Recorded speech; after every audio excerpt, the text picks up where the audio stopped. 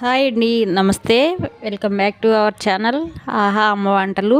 ఈరోజు మన వీడియోలో పాతకాలపు వంట అండి, నేతి సున్నుండలు తయారు చేసుకుంటున్నాము. మీరు ఒకవేళ నెయ్యి వద్దనుకుంటే పాకంతో అయినా సున్నుండలు తయారు చేసుకోవచ్చు. చాలా సింపుల్ ప్రాసెస్లో సున్నుండలు తయారు చేసుకునే విధానాన్ని చూపిస్తున్నాను. వీడియోని లైక్ చేసి తప్పకుండా సబ్స్క్రైబ్ చేసుకోండి. ఇక్కడ నేను పట్టుపప్పు తీసుకున్నానండి. పట్టుపప్పు అయితే సున్నుండలకు మంచి టేస్ట్ వస్తుంది. అలానే నేను బద్దపప్పు తీసుకున్నాను. మీరు కావాలంటే గుళ్ళపప్పుతో అయినా ఈ సున్నుండలు తయారు చేసుకోవచ్చు. ఇప్పుడు వీటిని ఫ్రై చేసుకుందాం. ఒక ప్యాన్ పెట్టి ప్యాన్ వేడెక్కిన తర్వాత 2 కప్పులు మినప్పప్పును ప్యాన్లో వేసుకోండి. మంటను లో టు మీడియం ఫ్లేమ్లో పెట్టుకుని వీటిని దోరగా ఫ్రై అయ్యేంత వరకు ఫ్రై చేసుకోండి. ఇవి బాగా ఫ్రై అయినా టేస్ట్ మారిపోతుంది. అలానే ఇవి సరిగ్గా వేగకపోయినా టేస్ట్ అనేది చేంజ్ అవుతుంది. అందుకే చక్కగా ఫ్రై అయ్యి మంచి అరోమా వచ్చే వరకు ఫ్రై చేసుకోండి. ఇవి ఫ్రై అయిన తర్వాత వీటిని కొంచెంగా చల్లారనిచ్చి ఇవి చల్లారిన పప్పుని ఒక మిక్సీ జార్లో వేసుకుని మిక్సీ పట్టుకుందాం. మరీ కోర్స్గా కాకుండా మరీ మెత్తగా కాకుండా కొంచెం బరక ఉండేటట్టు మిక్సీ పట్టుకోండి. టేస్ట్ అనేది బాగుంటుంది. ఈ విధంగా మిక్సీ పట్టుకున్న ఈ పౌడర్ని జల్లించుకుందాం. బరక ఏమైనా ఉంటే తీసివేసి మళ్ళీ ఇంకొకసారి మిక్సీ పట్టుకుంటే సరిపోతుంది. ఈ విధంగా ఇప్పుడు మనం బెల్లం పాకం తయారు చేసుకుందాం. నేను ఒక ప్యాన్ పెట్టుకుని దానిలో 1.5 కప్పు బెల్లాన్ని తీసుకున్నాను. ఈ బెల్లం పాకంలో కొన్ని వాటర్ వేసుకోండి.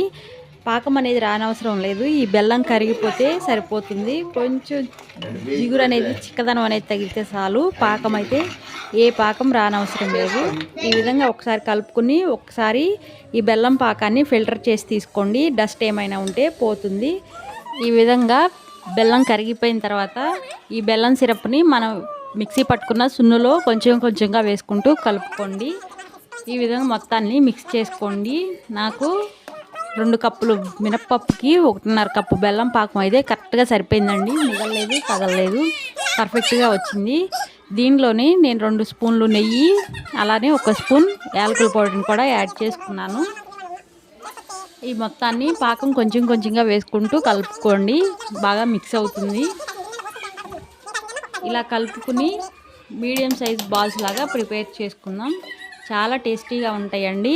పాతకాలపు ఐరన్ రిచ్ ఫుడ్ స్వీట్ అండి. చాలా టేస్టీగా ఉంటుంది. మీరు వీటిలో కావాలంటే డ్రై ఫ్రూట్స్ అయినా వేసుకోవచ్చు. ఇలా కనుక ప్రిపేర్ చేసుకుని మనం ఒక డబ్బాలో స్టోర్ చేసుకుంటే మనకి ఇవి 1 మంత్ వరకు స్టోర్ ఉంటాయి. అలానే రోజుకి ఒకటి పిల్లలకైనా లేడీస్కైనా రోజుకి ఒక లడ్డు తీసుకుంటే చాలండి. చాలా healthy iron rich food. Hormones imbalance లేకుండా చాలా బాగా యూజ్ అవుతాయి. తప్పకుండా మీరు కూడా ట్రై చేయండి. మనం పొట్టుపప్పుతో చేసుకుంటున్నాం కాబట్టి సూపర్ టేస్ట్ వస్తుంది. ఇవి లోపల కూడా గట్టిగా ఏమి ఉండవు, చక్కగా సాఫ్ట్గానే ఉంటాయి. చాలా బాగుండే ఈ స్వీట్ని మీరు కూడా తప్పకుండా ట్రై చేసి మీకు ఎలా వచ్చిందని కామెంట్ సెక్షన్లో చెప్పండి. మీరు తప్పకుండా వీడియోని సబ్స్క్రైబ్ చేసుకోండి ఫ్రెండ్స్, లైక్ చేయండి. Thank you for watching.